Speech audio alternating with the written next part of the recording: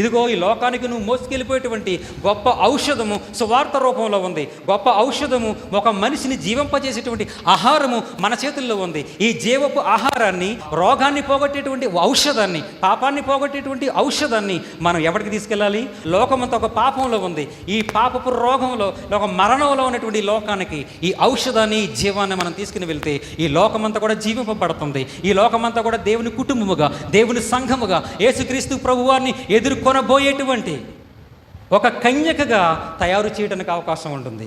మనందరము కూడా ఒక నిండు కన్యకగా మనం ముందుకు వెళ్ళాలి. మనందరము కూడా ఒకవేళ ఈ స్త్రీ అట ఏం చేస్తుందట, చీకటితోనే లేచి తన కుటుంబానికి అన్నీ అమర్చుకుంటుందట. ఏం చేస్తుందటమ్మా? చీకటితోనే లేచి అన్నీ కూడా తన కుటుంబానికి అమర్చుకోవడంతో పాటు ఇంకా ఏం చేస్తుందట ఆ స్త్రీ? ఇంకా ఏం చేస్తుందట? రాత్రి వేళ ఆమె దీపం ఆరిపోదు. ఎప్పుడైనా అవకాశం ఉన్నప్పుడు మిగిలిన వచనాలను కూడా వివరించుకుందాం. ఆమె దీపం అట ఏం చేయదటండి? ఆరిపోదు. దీపం ఆరిపోదు. అంటే ఆవిడ దగ్గర ఏముంది? నూనె ఉంది. అంటే ఆవిడ దగ్గర ఏముంది? ఆ నూనె పోయడానికి దీపం ఉంది. అంటే ఆవిడ దగ్గర ఏముంది? ఆ నూనె వెలిగించడానికి ఒత్తులు ఉన్నాయి. అన్నీ సమృద్ధిగా ఉన్నాయి. ఆవిడ ఎందుకంటే తన చేతులారా పనిచేస్తుంది. ఆవిడ తన చేతులారా పనిచేస్తుంది కాబట్టి చేతనంత డబ్బులు ఉన్నాయి కాబట్టి ఆ ఇల్లు చీకటిలో ఉంటుందా? సంఘము వాక్యంతో ఉంది. సంఘం వాక్యంతో నింపబడింది. సంఘము ఈ వాక్యము అనేటువంటి నూనెతో నింపబడింది. ఈ సంఘము ఒత్తులు అనేటువంటి ఆ వాక్యంతో నింపబడింది.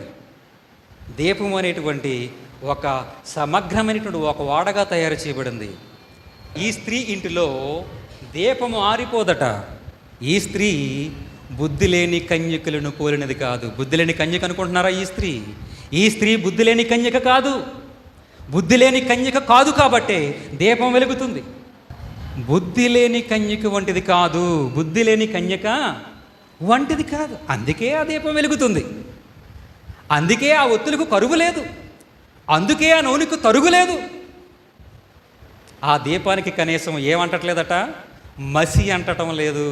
మసిని తుడుచుకోవడానికి వారికి తెల్లని వస్త్రం వాళ్ళ దగ్గర ఉంది. మసి తుడుస్తూ ఉన్నారు. వారు మెలకుగా ఉన్నారు. వాళ్ళు సిద్ధంగా ఉన్నారు. ఆ ప్రభువుని ఎదుర్కోవటానికి ఈ దీపం ఆరిపోలేదు. ఎప్పుడైనా రానివ్వండి, ప్రభువుని మధ్యరాత్రి రానివ్వండి, తెల్లవారుజాము రానివ్వండి, లేదు అంటే 10 రాత్రుల తర్వాత రానివ్వండి, కానీ ఈ దీపం ఆరిపోదు. ఎందుకంటే సమృద్ధి ఉంది అక్కడ. ఆ దీపం ఆరిపోదు ఎందుకంటే అక్కడ జీవం ఉంది. నూనె కావాలన్నప్పుడు నూనె పోయడానికి, ఒత్తులు మార్చాలనుకున్న ఒత్తులు మార్చడానికి, ఆ చిమ్మిలిని తుడవడానికి ఆ మంచి మసి క్లాత్ కదట, తెల్లటి వస్త్రం అక్కడ ఉంది. తుడుస్తూ ఉన్నారు. ఇప్పుడు వీళ్ళలో ఓపిక చావలేదు. ఎందుకంటే సత్యం వారిని జీవింపజేస్తుంది. వారిలో ఓపిక చావలేదు. ఎందుకంటే వారికి సత్తువనిస్తుంది.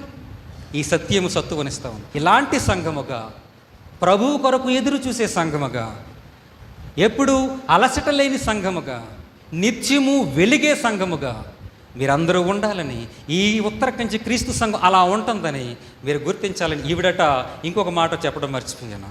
ఏంటి అని అంటే, ఆవిడ ఇచ్చే గుణంలో ఉంది. ఇస్తుందట. ఈ దీపం తర్వాత కింద వచ్చిన చదివితే ఏంటంటే, దరిద్రులను చూసి ఆవిడ ఇస్తుంది. చారిటీ చేస్తుంది. ఇవ్వాలి అనేటువంటి తత్వాన్ని మనం సంపాదించుకోవాలి. ఆవిడిచ్చింది కాబట్టి తన పనికత్తులకు పని కలిగించిందంట. ఆవిడిచ్చింది కాబట్టి ఆవిడ దీపం ఆరట్లేదు. ఆవిడిచ్చింది కాబట్టి ఆ నూనె తరుగులేదు. ఆవిడిచ్చింది కాబట్టి ఆవిడికి ఒత్తులు కరుగులేదు. ఆవిడిచ్చింది కాబట్టి ఆ దీపం నిత్యం వెలుగుతుంది. ఇవ్వండి. దేవుని ఇవ్వటము దేవుని పరిచర్యలో ప్రథమమైనదని గుర్తించండి. ఏది ఇవ్వకుండగా, ఎప్పుడూ కూడా ఇవ్వకుండగా, ఎంత సువార్త అమెరికా వారు ఇవ్వకుండగా మనకి సువార్త అందలేదు సుమా. మీరు గుర్తించారా? అమెరికా వాళ్ళు కనుక మనకి సహాయం చేయకపోతే ఈ రోజున ఉత్తర కంచి దాకా సువార్త వచ్చేది కాదు. మా ఊరు దాకా సువార్త వచ్చేది కాదు. వాళ్ళు అప్పుడు ఇచ్చారు కాబట్టే సువార్త అందింపబడింది. ఈ రోజున మనం దాన్ని అనుభవిస్తున్నాం. మరి ఇప్పుడు మనం ఏమి చేయాలి? ఇవ్వాలి. ఏమి ఇవ్వాలి అంటే, వాక్యాన్ని లోకానికి ఇవ్వాలి, సంఘానికి మన సహాయము ఇవ్వాలి. అప్పుడు సంఘం డెవలప్ అవుతుంది. అలాగనప్పుడు లోకం కూడా అభివృద్ధి చెందబడుతుంది. మరందరం కూడా ఇచ్చేవారుగా ఉండాలని, మీరందరూ కూడా ఇవ్వటంలో, మీ క్రైస్తవ జీవితంలో అందరూ కూడా ఒక ప్రవాహంలాగా, ఒక నదిలాగా, సముద్రంలో కలిసేదాకా ఎలాగైతే నది ఆగదో అలాగనే క్రీస్తును కలిసేదాకా మీరు కూడా ఇవ్వటంలోను, అలాగే జీవించటంలోను, సత్యాన్ని తెలుసుకోవడంలోను, దేవుని ఆరాధించడంలోను, విశ్వాసించడం, అన్ని విషయాల్లో కూడా మీరు ముందుండి ప్రవహించి చివరికి క్రీస్తులో మీరు కలిసిపోవాలని మీరందరికీ తెలియజేస్తూ ముగిస్తూ ఈ సెలవు తీసుకుంటాం.